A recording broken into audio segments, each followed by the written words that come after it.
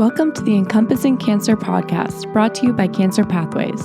Throughout our show, we'll dive into the socio-emotional impacts of cancer, share support resources, talk to experts in the community, and hear patient and survivor stories. Really anything that encompasses the cancer experience.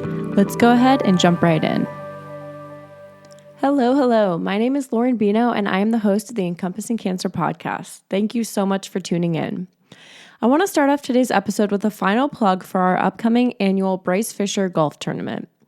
If you live in or around the Seattle area, we invite you to come out to the Golf Club at Newcastle on Friday, July 12th to tee up and play some golf, all while raising money to support Cancer Pathways' free programs and services like this very podcast.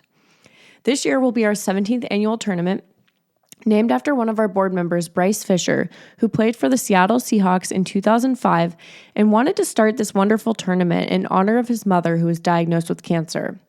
To learn more or to register, head on over to www.cancerpathways.org/golf. All right, on to our first episode for July. This is going to be a little bit of a shorter episode today where I will be focusing on increasing awareness about sarcoma because July is Sarcoma Awareness Month. Sarcomas are a group of soft tissue and bone cancers and tend to be considered a rare type of cancer. I'm going to walk you through some high-level statistics and information about sarcoma, symptoms, risk factors, treatment, and resources for how you can learn more and get more involved. Let's get to it. All right, so let's start off with just talking about the types of sarcoma and some incidence rates. So sarcoma is a group of cancers that encompasses over 100 different subtypes, but there are two main types of sarcoma. The most common type is soft tissue sarcoma, making up about 80% of all sarcomas in adults, and this usually develops in the connective tissues of the body. So think your muscles, fat, cartilage, and blood vessels. 60% of cases are found in the arms and legs, but soft tissue sarcomas can also be found in the abdomen, the pelvis, the spine, and the neck. The less common type of sarcoma out of the two main types is bone sarcoma or osteosarcoma. And as the name suggests, these are tumors that form in the bone. Osteosarcomas tend to be more common in children as well. So the National Institutes of Health estimates that there are about 13,000 to 16,000 new sarcoma cases diagnosed annually in the United States, with 5,000 to 6,000 deaths.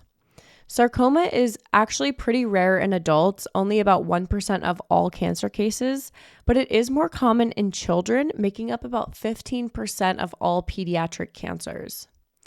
It's important to shed light on sarcoma because it is considered one of the deadliest rare cancers, and unfortunately, it doesn't receive the same level of attention and research funding as other types of cancer.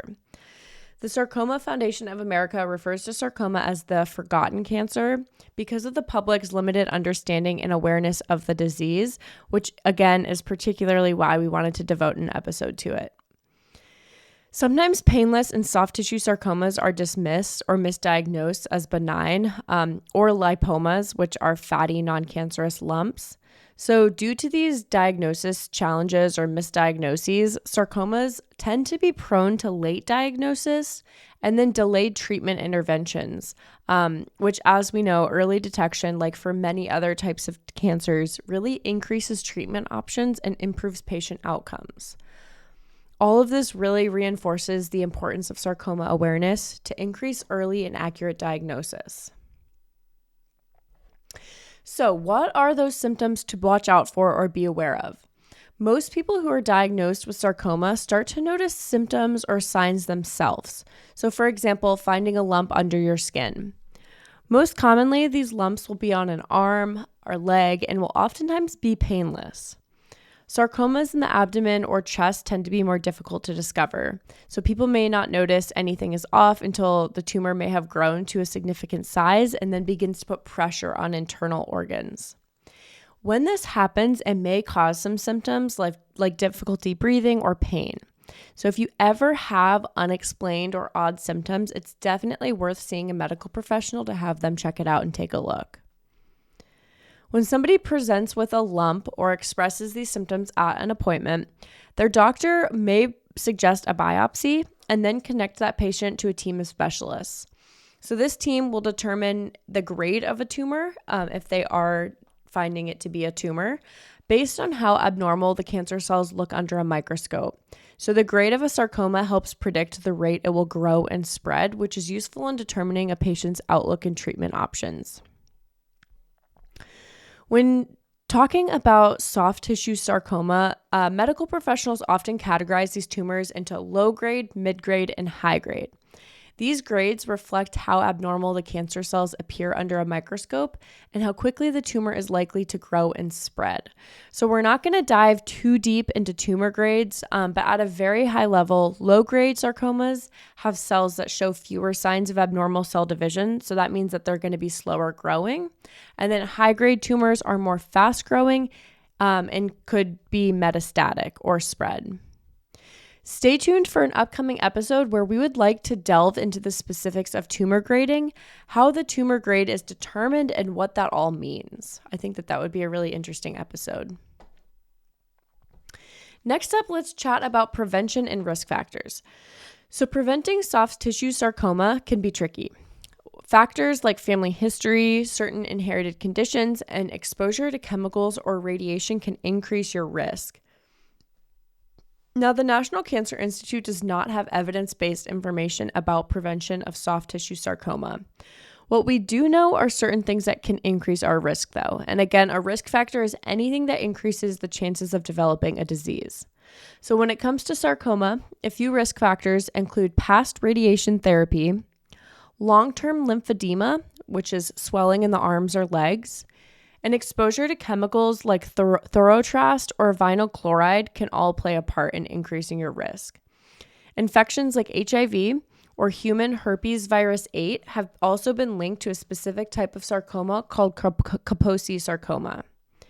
It's important to remember that having these risk factors doesn't mean you'll get sarcoma, and some folks do develop it without any known risk factors at all. Something that I think is important to address is that anytime you discover a new lump or bump, it's understandable to have an initial reaction of worry. While noticing a malignant tumor early increases the chances of having an early intervention, the majority of these lumps do not actually turn out to be cancer. As we age, our bodies become more susceptible to acquiring harmless fatty deposits or benign growths known as lipomas. Despite this, it's a good idea to get any suspicious lumps checked out by a medical professional, especially if it's causing pain, it's growing, or it's larger than a golf ball. Now that we have some general information about sarcoma, let's talk about ways to get more involved and help spread awareness. We've got some great ideas from two incredible organizations, the Sarcoma Alliance and the Northwest Sarcoma Foundation. Let's start with the Sarcoma Alliance. They've put together a fantastic list of ways you can participate in Sarcoma Awareness Month. The first is to wear yellow. Did you know that yellow is the color for sarcoma awareness? Wearing yellow can be a simple yet powerful way to show your support. It's a conversation starter and a visual symbol of solidarity for those affected by sarcoma. Number 2 is create a challenge or a contest. Go ahead and get creative with your coworkers, classmates, friends, or family. You could organize a fitness challenge, a trivia contest about sarcoma, or even a bake sale where proceeds go to sarcoma research. These activities not only raise awareness, but also educate everyone involved in the process. Harness social media is going to be number 3. So social media is, of course, a fantastic tool for spreading awareness. Use hashtags like #SarcomaAwareness to reach a broader audience. Share stories, facts, and personal experiences to educate others and build a supportive online community. Go ahead while you're at it and share this very podcast. For more ideas and resources, you can head on over to sarcomaalliance.org. Another great and local, if you're in the Pacific Northwest, organization is the Northwest Sarcoma Foundation. So this nonprofit is dedicated to providing education and support to anyone affected by sarcoma.